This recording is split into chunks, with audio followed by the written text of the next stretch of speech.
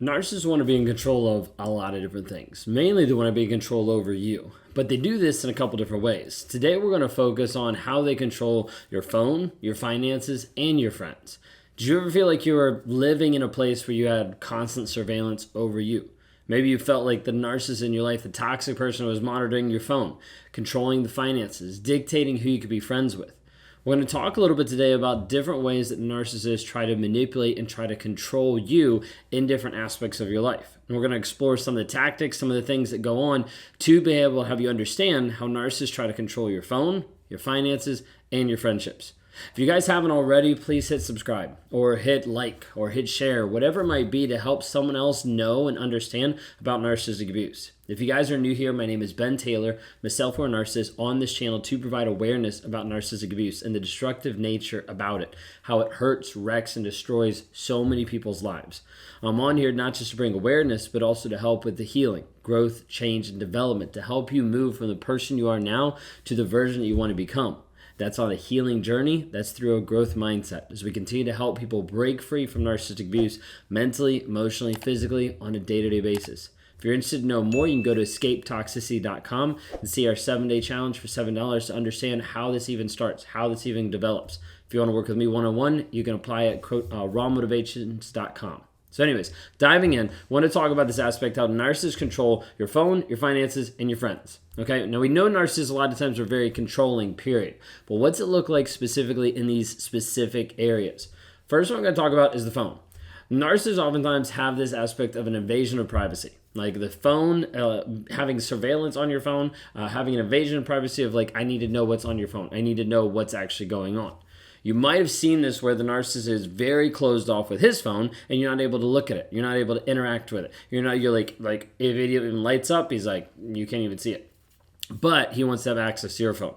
It's a very hypocritical aspect that a lot of times we see in narcissists, especially cheating narcissists, that are at the place of saying like, hey, let me hide what's going on my phone, but I want to know everything that's going on in your phone.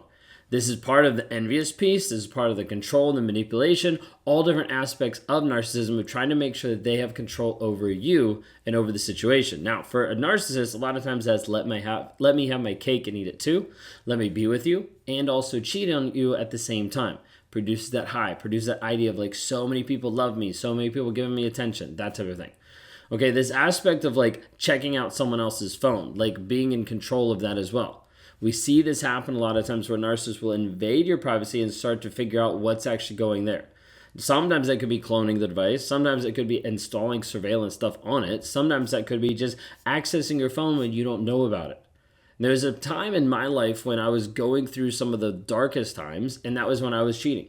When I was cheating on my wife, when I was having these different affairs, and there would be times that I would want to, and that I did, even look through some of my wife's phone. In one sense, trying to hope and trying to justify that if I could find something on her phone, that I could use that to either break up with her or I could use that to not feel bad about myself cheating on her. Of like, oh, she's doing it too. Oh, she has this, she's talking to this guy. Or, oh, this is going on.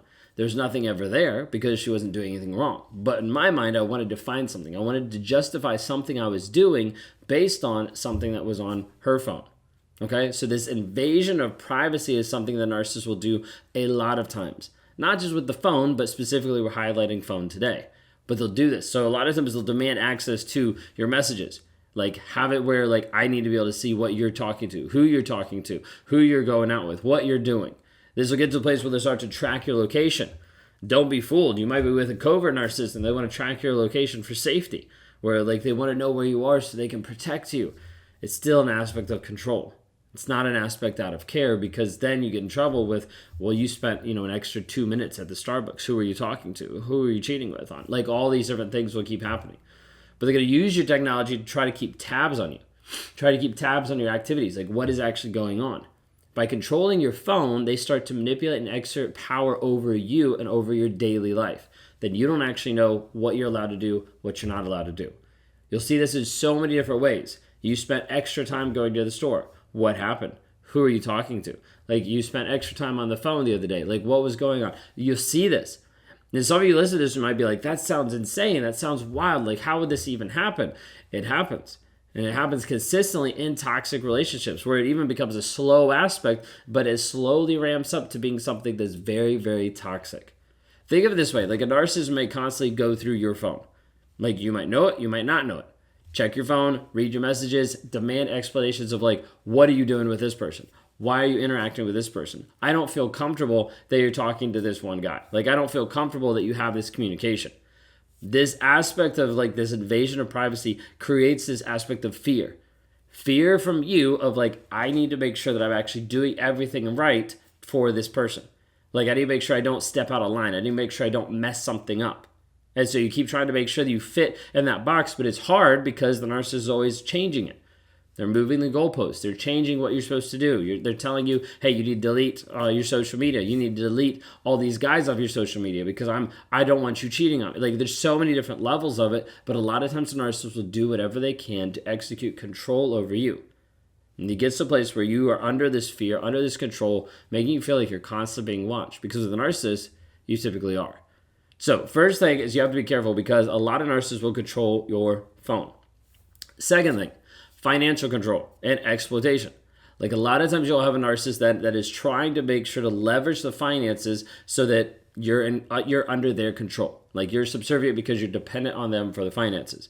We see this a lot of times where you are working a regular job or you're excelling in your job and the narcissist does these small things to belittle you, to put you down so that you end up leaving your job, so that you end up not continuing your career. So you end up not doing the things that you said you were going to do. As a result, that you're then dependent on the narcissist for the income. That's where they start to get you because then you're under their control. Now, if you went out and you got another job or you start talking about it, you'd probably see some abuse ramp up or some different aspects because they don't want you to actually gain control and power over you. Finances is a huge way to get that control and power. I've had multiple clients that have said, I have no clue what bills we have. I have no clue what money comes in. I have no clue how much money we have in the bank. I have no clue how much money gets spent. Like there's so many different levels where people are like this isn't normal. Like I don't see any of this stuff. And so being able to understand that a lot of times the narcissist will try to do whatever they can to keep you in the dark, to make sure that you have no clue about the finances. Because if you knew about the finances, one, you'd probably be worried because of how much money is coming in and out. And two, you'd probably start to see some discrepancies in the finances that would maybe believe or lead you to a conclusion that they might be cheating on you. Or there might be something else going on under the surface that you don't know about. So as a result, a lot of times you see narcissists that they control the bank accounts. Like they limit your financial independence. Like they use money as a tool of manipulation, of coercion, of getting you to do certain things to be able to get the reward, to be able to get like the prize of money. With doing this controlling, it's just a second level of further controlling you. Controlling your decisions, controlling your choices, controlling like where you go, what you do.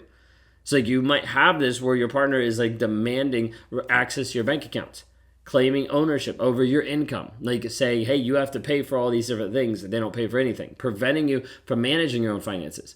Like a lot of times you'll see where there'll be this exploitation that keeps you financially dependent. That's the whole aspect. The narcissist wants you dependent on them so that you can't leave, so you can continue to give them supply while they can continue to go get supply from someone else too. Okay? So the second one is finances. Narcissists will try to control your finances. The third one, friends. Narcissists will try to control your friends, oftentimes bringing you into a place of isolation, isolating you from everybody else, dictating who's in your social circle, who's actually allowed over there. As a result, they start to exert this control over your friendships, your social interactions. Sometimes it might come down to just criticizing the person you hang out with, manipulating you, getting into a place of being like, I don't feel comfortable. Did you hear what she said about you? Did you hear what was going on here? And all of a sudden they start to put in these small things, triangulation, that gets you to the place you're like, okay, well, maybe I shouldn't. Or he sees something wrong with my friends. Maybe there's something I'm not seeing. Maybe I should, because you think that this person actually has best interest in mind. In reality, he doesn't care. He just wants you to be stuck, wants you to be isolated. Now, it might get to the place where he just outright says, no, you can't do it. Like, you're not going to interact with these people. But a lot of times it's much more subtle. Is much more like very nuanced in how the narcissist actually gets to the place where you're not going out with friends, where you're not interacting with friends, you have no connection with your family because they got pissed off or because the narcissist pushed them away or because the narcissist pulled you from them, all these different things. Okay, now when a narcissist does this, dictating like who's in your social circle, they create this situation where the only influence that you have in your life is the narcissist. As a result, it makes it the perfect outlet for them to be able to influence your life and to further keep this control, because there's nobody else that can speak into your life. This is why a narcissist will get really frustrated and really upset when you start stepping out and communicating with your friends again, or establishing relationships with your family, as long as they're healthy. Like you start to do this, they get even more frustrated because you're starting to get to a place where you might talk and interact with someone who will actually identify the toxicity that they know that they have you in. So please be careful of this. You might find this where a person's going to discourage you spending time with other friends, other family members, make derogatory comments about your social circles, spread false rumors, that triangulation piece, to create diversion. Like, they're going to see a different aspect. The goal is to limit you to not have a support network.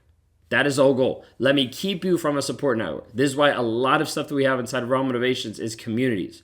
People upholding people, because we know if you can understand that you're not crazy, you're not alone, and you're not hopeless, you actually start to believe in the possibility of being healed, of being able to get out, of being able to move forward.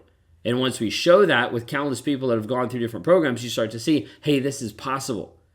If you're at the place where you're wondering, I just need to know it's possible, jump into our 7-day challenge, escapetoxicity.com. You can click the link in any of the bios. Because we want to be able to help you first understand, to be able to start to get out, to be able to get the formula that we actually teach to understand and move forward, rewiring your mindset, helping you actually be free from narcissistic abuse. If you want more of a hands-on accelerated approach, you can go to rawmotivations.com, click on the one-on-ones. We'd love to work with you one-on-one. We'd love to see if you'd be a good fit in our Thriver community. We have people that join every single day and a lot of people that we turn away, because we need to make sure that we have someone who's committed to their change and not just, oh, I want change, but not willing to actually do the work required. Anyways, that's all I got for today. Hopefully that makes sense. The narcissists want to control your phone, your finances, and your friends. And let's see about getting you free from that.